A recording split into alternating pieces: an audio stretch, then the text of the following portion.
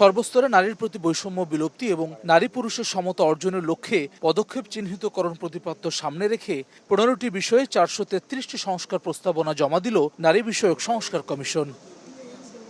শনিবার বিকেলে রাষ্ট্রীয় অতিথি ভবন যমুনায় প্রধান উপদেষ্টা অধ্যাপক মোহাম্মদ ইউনূসের কাছে প্রতিবেদন জমা দেন কমিশন প্রধান শিরিন পারভীন হক। নারীর প্রতি বৈষম্য দূর করতে যেসব সুপারিশ এখনই বাস্তবায়নযোগ্য তা দ্রুত বাস্তবায়নের নির্দেশ দেন প্রধান উপদেষ্টা।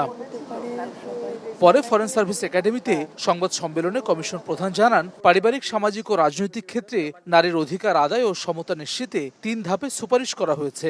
একটা ফ্রেমওয়ার্ক আমরা দাঁড় করিয়েছিলাম, সেটা হলো একদিকে সংবিধান ও আইন, আরেকটা হচ্ছে নীতি এবং নীতি নির্ধারণী প্রক্রিয়া, আরেকটা হচ্ছে বিভিন্ন প্রতিষ্ঠান, রাষ্ট্রীয় প্রতিষ্ঠান, সাংবিধানিক প্রতিষ্ঠান এবং সরকারি প্রতিষ্ঠান।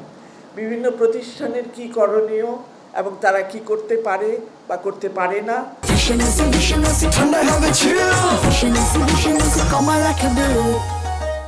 স্বতন্ত্র স্থায়ী নারী বিষয়ক কমিশন প্রতিষ্ঠা, স্থানীয় সরকার প্রতিষ্ঠানে অন্তত 1/3 নারী প্রতিনিধিত্ব নিশ্চিতকরণ, সংসদীয় আসন 600-তে উন্নীত করে 300 আসনে সরাসরি নারী প্রার্থী নির্বাচন সহ নারীর অধিকার প্রতিষ্ঠায় প্রস্তাবনা দিয়েছে কমিশন। 300টা আসন হলে সাধারণ আসন, 300টা হওয়া উচিত সরাসরি নির্বাচনের মাধ্যমে নারীদের জন্য আসন। সংস্কারগুলো সম্পন্ন হলে সকলে নারীকে মানুষ হিসেবে চিনবে, জানবে ও সম্মান করবে।